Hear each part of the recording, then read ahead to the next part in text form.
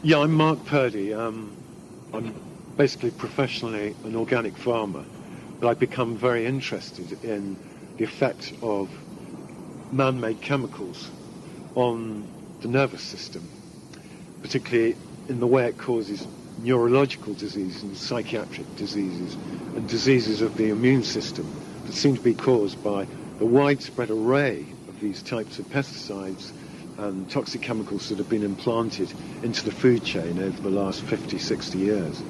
In a sense, a campaign has emerged from my research work where I'm trying to stop the use of these chemicals, stop these chemicals actually getting licensed in the first place. I think the first thing is that meat and bone meal, which was blamed for BSE, was actually exported all over the world.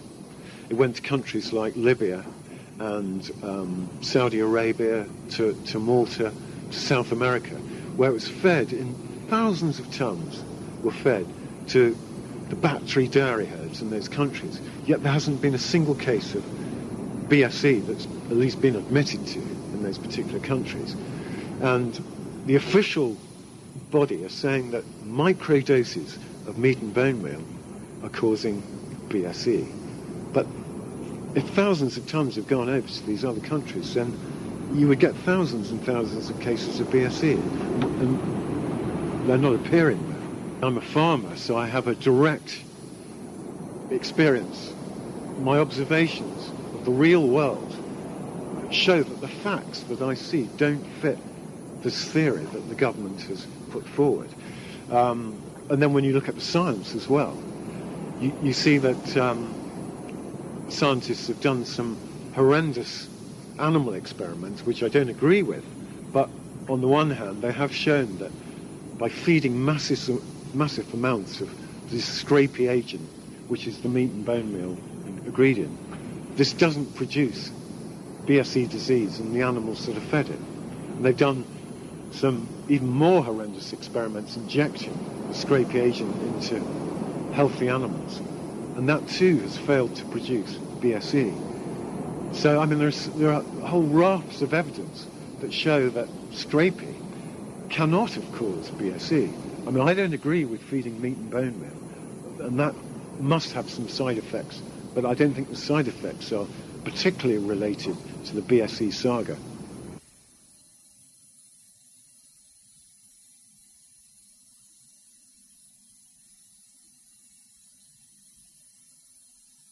I became very aware of a campaign that was carried out by the Ministry of Agriculture called the Warblefly Eradication Campaign. And under this order, farmers in Great Britain were forced by law to use what's known as a systemic organophosphate pour-on chemical. And this oil-like pesticide had to be poured along the spinal cow of the cows. And it was designed to penetrate right through the skin of the cows and poison the whole internal environment of the cow into a sort of poisonous medium. Well, this went on from the late 70s through the early part of the 1980s, just before BSE erupted. So the timing seemed to fit the bill. But Great Britain, was unique in using very high doses of one particular type of organophosphate pesticide. The organophosphates were derived from the military nerve gases, and this in itself shows the toxicity of this group of chemicals. But this particular systemic formulation had to be poured along the spine of the cow, and in a sense you're delivering it millimeters from where the damage in BSE actually appears. And in BSE, it seems that all that causes the disease is a change in the molecular conformation of a particular protein called the prion protein that has a very crucial function in maintaining the balance of the nervous system. And so anything to do with the nervous system, which interlinks with the immune system, the psychiatric system, the neurological system, a disturbance at this very basic level will cause exactly the types of symptoms, the brain pathology that you get in the BSE class of diseases. Great Britain was unique in applying massive doses of this particular type of pesticide It was hardly used in any other countries, but it was used a bit in Switzerland, it was used a bit in France and in Ireland. And perhaps it's no coincidence that these three other countries are countries that have a very small amount of BSE. And in fact, their use in these other countries was at a lower dose rate, and also it was voluntary, it wasn't compelled. And I believe that Britain had this massive epidemic was because they were compelled to use this chemical at a high dose rate twice a year, and that was exclusive to the UK.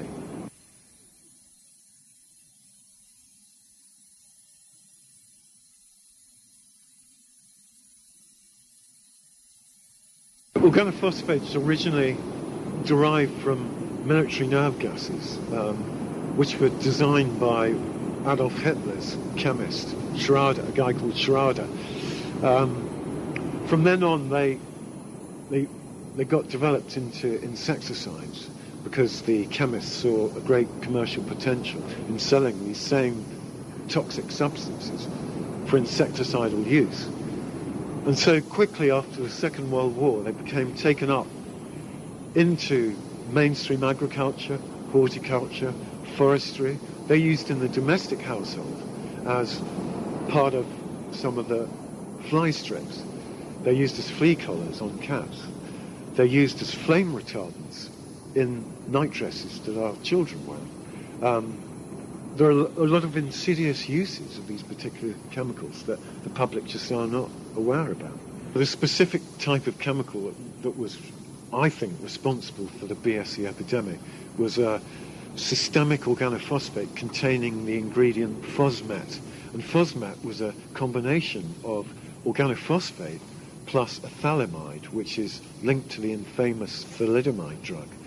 And what was so perhaps betrayed the perhaps awareness of the chemical industry that this could be connected to BSE was that early on in March 1996, Fosmet was suddenly sold by the owners of the patent at that time, I.C.I. Zeneca. They'd been making it for 15 years. It was suddenly sold to a P.O. Box number company in the Arizona desert that was unheard of in sort of chemical industry terms. And in March 1996, when Fosmet was sold to Arizona, perhaps it was no coincidence that the government made the announcement that BSE was in humans, which in a sense, on compensation terms, would put it onto a very serious level. Because cows is one thing, but when the disease was starting off in humans, should the cause of the disease be linked back to Fosmet, then that would be crippling in terms of compensation.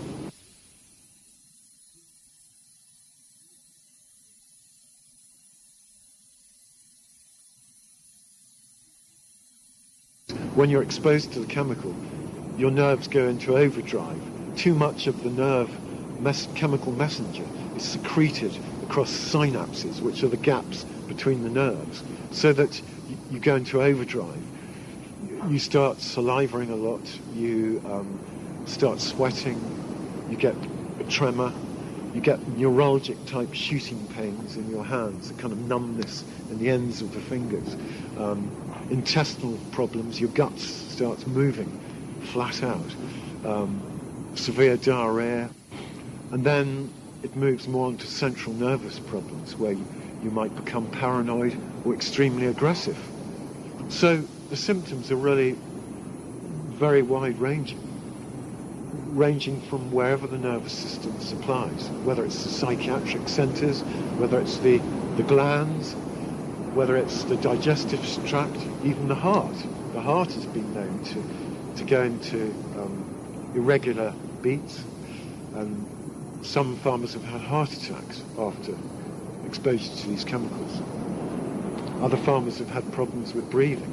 The breathing goes into, and some people have died as a result of the diaphragm paralysing and the breathing stopping, because it hits right at the centre of the central nervous system, the brainstem.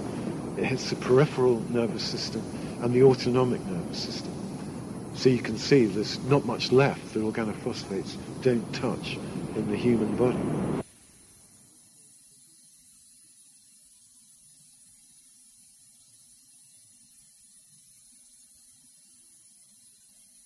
That there is a strong genetic susceptibility element to any disease, whether it's a cancer or a neurological disease like multiple sclerosis. We're all born with weaknesses in our body just through our genetic makeup. But the actual determination as to whether we're going to get that disease in our lives is linked to what we encounter, what we're challenged by in our daily environment. And as the use of a whole bizarre range of chemicals has increased in our environment, that's been triggering off diseases, perhaps to surface earlier in people in the modern world. And the chemicals are not only used, they're used in farming, they're put into the source of the food chain. From there, they're getting into the water supplies, they're in the rain. I mean, they're appearing in as far away areas such as Iceland, affecting the polar bears. They get into the fat of animals throughout the entire food chain and build up the food chain, which was well evidenced by the effects of DDT in the middle of last century. In the modern world, I mean, I think it's become very apparent that, I run an organic farm where I'm not putting in a whole sort of array of chemicals into my cattle. And literally our vet bill 2 years ago was only £60, which I think a lot of farmers just wouldn't believe it. We have TB in some of the herds around us.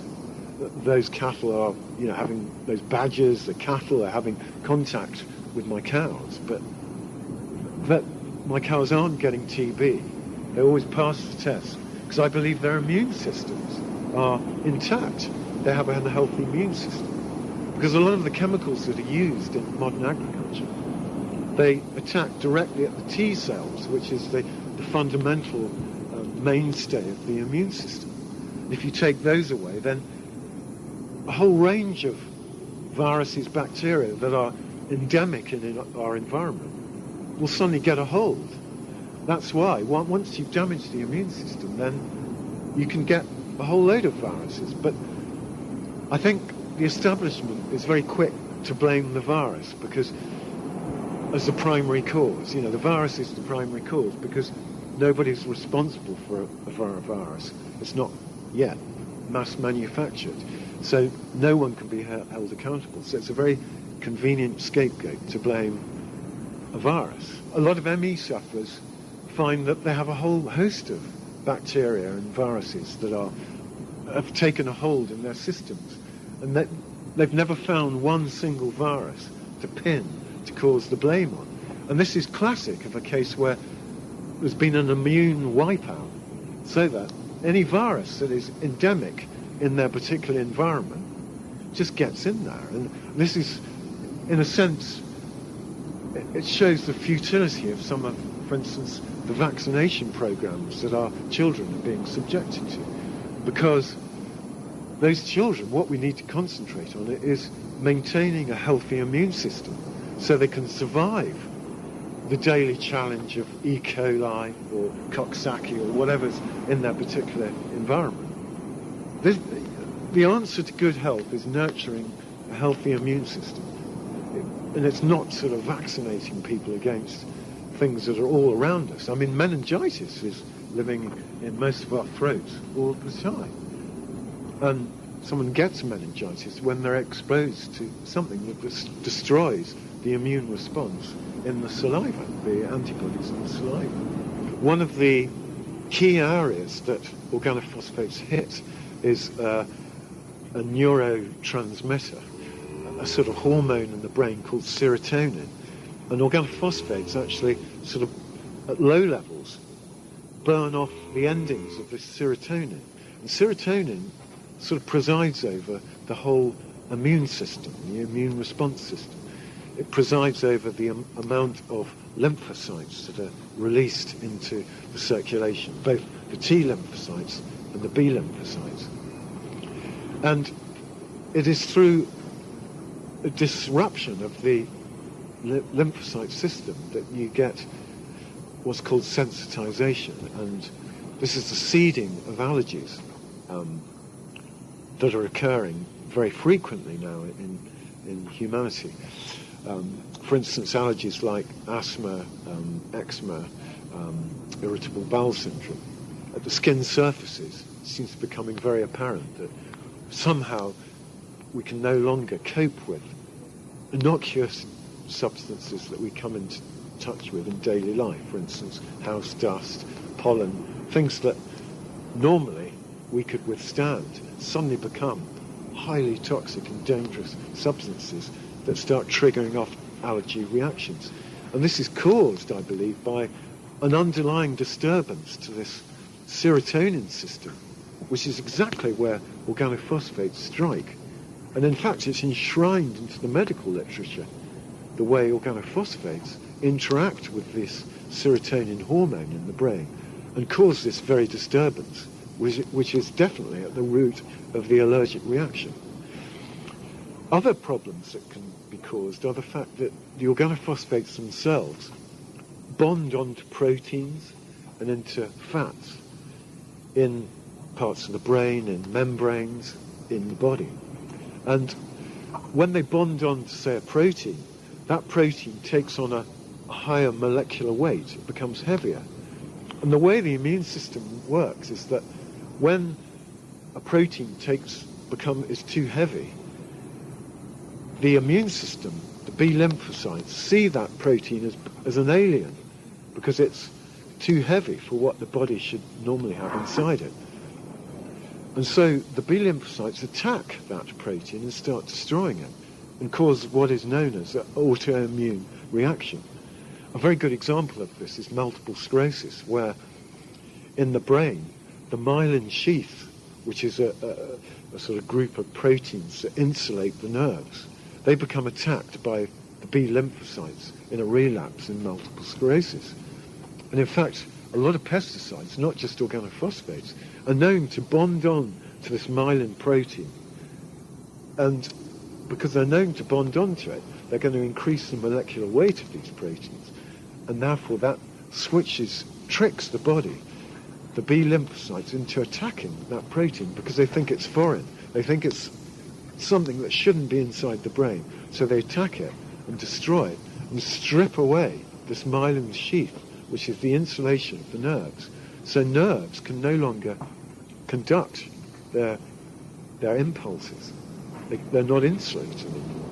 So the impulse system collapses, and that's essentially what you get in multiple sclerosis. So it's very disturbing, this whole range of symptoms that pesticides such as organophosphates can create, both the allergic type of responses and the autoimmune types of responses.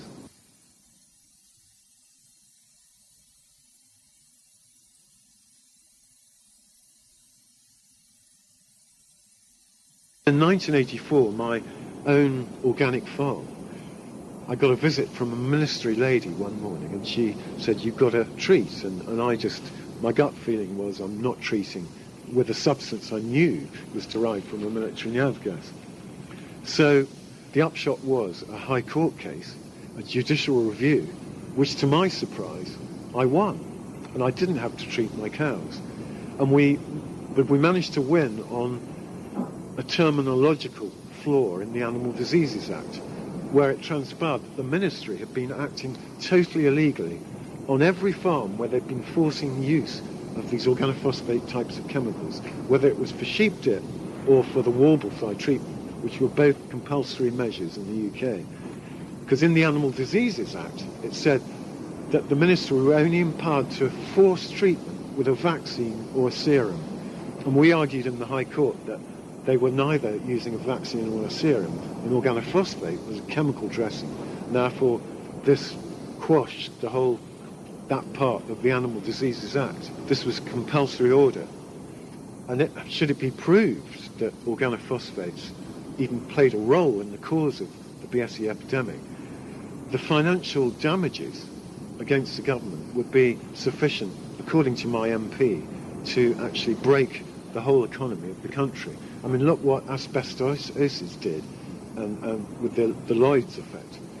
And I think this is the reason why the government have, perhaps privately, they've mounted quite a very effective campaign to discredit me and my sort of kudos. And this has been mounted clearly on quite a lot of levels to try and dissuade, particularly the media.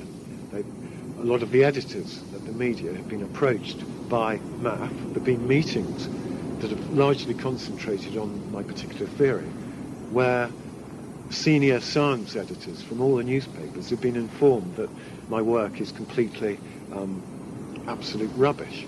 And they do this by misrepresenting my work to the editors. Because I'm not there, I'm not present, I'm unable to put it right and say, no, this is not my theory.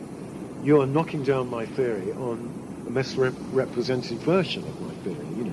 And because I'm absent, it tends to win the day. And the editors of the newspapers, which is the so-called democratic voice of our country, they're fed this complete rubbish, and they believe it.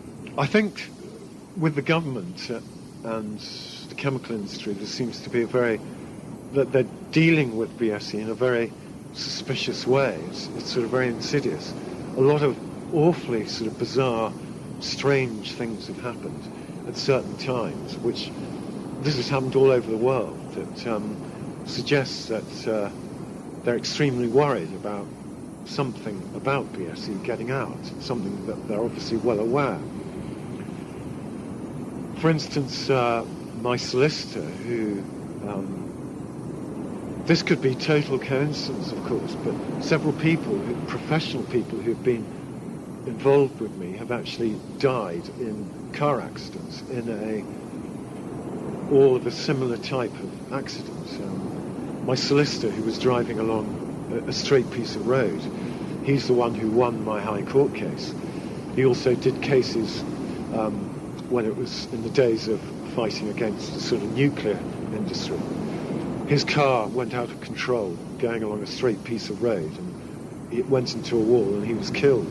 This was put down to his car aquaplaning on water.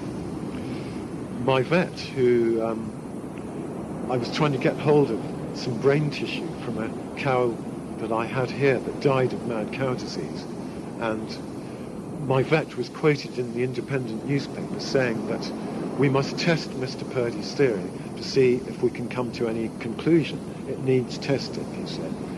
A few days later, his car, going along a straight piece of road, went straight into the front of an oncoming lorry. The lorry driver was quoted in the local paper saying it was as though his car was magnetised into the front of my lorry. And the local paper article was headed "Mystery Death, Vet Riddle." Around the same time, a scientist who discovered that new variant, CJD, had been around for a lot longer than the government had been suggesting, he published a paper on this, and he had a brain bank at Chelmsford. He was found in February 1996, which was just before the March 1996 announcement that BSE had got into humans. His Jeep was found down an embankment, and he was found dead. He was around 40 years old. This was put down to a heart attack. Myself and family, we had experienced a catalogue of just very bizarre happenings, particularly during the second half of the 1980s, after my High Court case. Things like once-in-a-lifetime disasters would happen every single year, several times a year. Bizarre things like our house was suddenly arsoned completely to the ground for no accountable reason. One day, just before a breakthrough newspaper article about a cow I had that broke the government's theory on BSE, it was about to appear in the Independent on Thursday morning. On the Wednesday night, our phone lines were vandalised down our drive, and we found them they were just cut and lying all the way down the front drive. So that muzzled me from the follow-up media that you always get from this type of article, and that effectively worked very well. I've been inundated with visits from extremely strange individuals, often under the guise of being journalists or just victims of chemicals, and they seem to turn up to try and find out. They seem more interested in finding out information out of you or disturbing your particular campaign. A lot of them behave in a kind of psychotic way, which is quite worrying when you've got kids around. And at one stage, there was a supposed journalist visiting a whole group of us involved in the organophosphate campaign, and he actually broke one of the key campaigners' husband's hand because he did martial arts. They couldn't sue him for GBH because he was under Section 2 of the Mental Health Act at that time.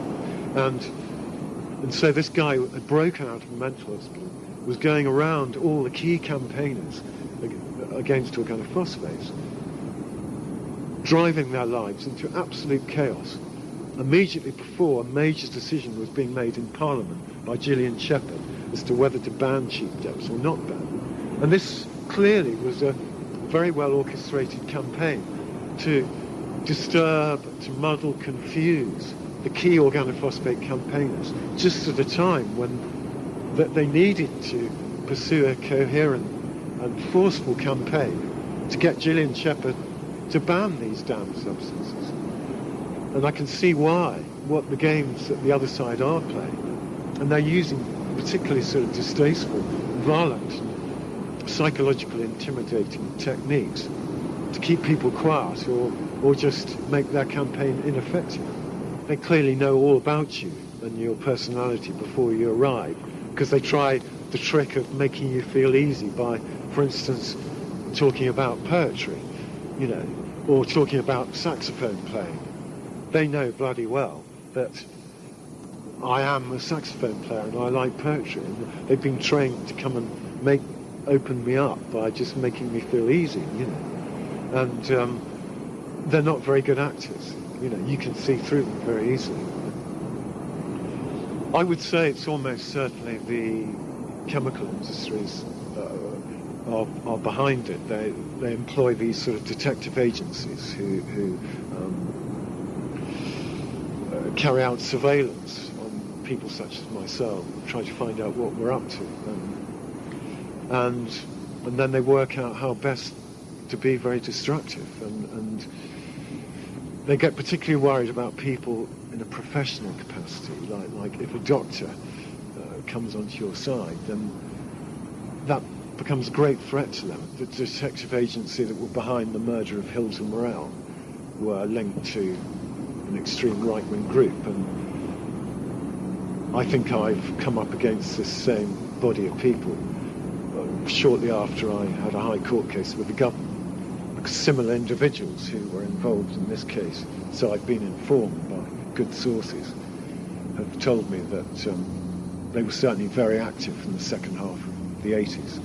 The chemical industry have been, much like in America, operating this system where they know that to win a particular battle over compensation, it's best to have someone planted on both sides of the chessboard. Then you can control the game and determine who's going to win. And certainly in this country, there are these information networks, or rather should I say disinformation networks, set up by people who are made to look very green. They pick very convincing individuals, and these people infiltrate campaigns on environmental issues. They become particularly interested when issues of compensation arise, such as the Camelford water disaster in Cornwall, where the aluminium sulfate put into the water supplies was blamed on ill health, potential for massive compensation claims. These information networks hit these types of campaigns. They're very convincing individuals. They have the gift of the gab, social skills. They get onto the platform. People think, just what we need, And these individuals work with firms of lawyers that are set up to offer legal services to the victims who are seeking compensation, when sadly these same legal firms, which seem to pop up in all these different cases, they proceed to lose every single case. And I think this is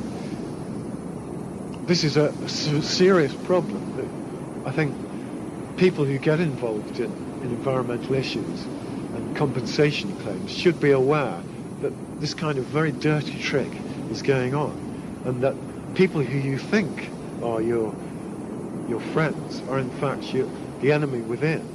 I mean, this is the danger. One can get very paranoid, and it's often hard to speak about these things, because if the other side can set you up as a paranoiac, then in a sense that's one, it's a sort of battle won in their campaign to discredit you.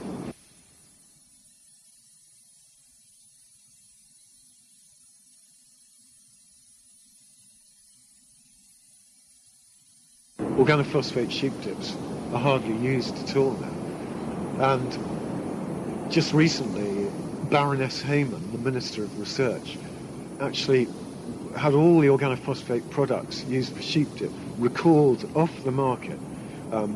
Admittedly, this was only on the basis that the packaging of the chemical was unsafe. But if that is a way in which the government can get the stuff off the market, then that is brilliant. If that helps them, then let them do it that way. Clearly, the chemical industries have sailed very close to the wind with organophosphates, because the legacy of their use has been so horrendous, not just in the poor sheep dip victims who suffered a whole bizarre array of neurological side effects from using sheep dip, but in the whole BSE saga as well. I mean, the chemical industry have taken themselves very close to the line in the wholesale sale of organophosphates that they put into the food chain in the 70s and the 80s. So I think that in itself is going to mean that they've made a silent retreat. We have won the battle, but it's sadly taken, 2-3 decades of widespread use before we achieved what we wanted to achieve.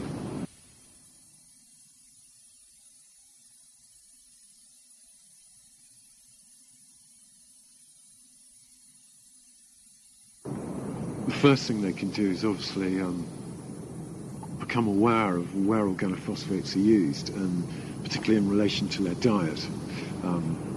Buy organic if they can afford it, and that will help support producing these chemicals without using organophosphates. They can change their own lifestyles, because they might be using organophosphates unwittingly, just because they're not informed of where the chemicals are used. For instance, they're used as a flame retardant in cot mattresses, in children's night dresses, blankets, that kind of thing. They're also used as additives to hydraulic oil. People have gone into paralysis syndromes as a result of handling hydraulic oil, and the recent scare was over the organophosphate additives in the oil in aircraft. So the cabins were actually filling up with very low levels of very potent organophosphate, making cabin crew chronically sick. Passengers presumably would get too small a dose to actually get ill. Yes, I mean, organophosphates are used very insidiously. That they penetrated every stage of the food chain. They're put on seeds, all stages of the growing crop, and even used as post-harvest treatments, where they're actually put on crops to give them a longer shelf life. And I think the more aware one is of their particular range of use, then that enables you to cut them out, or to write to authorities, MPs, county councils, and lobby them that these chemicals shouldn't be used, and that we're not happy with them being used. Also, they're used still as head lice shampoos for children, and councils are still writing round to parents, advising them to treat with these chemical head lice dressings.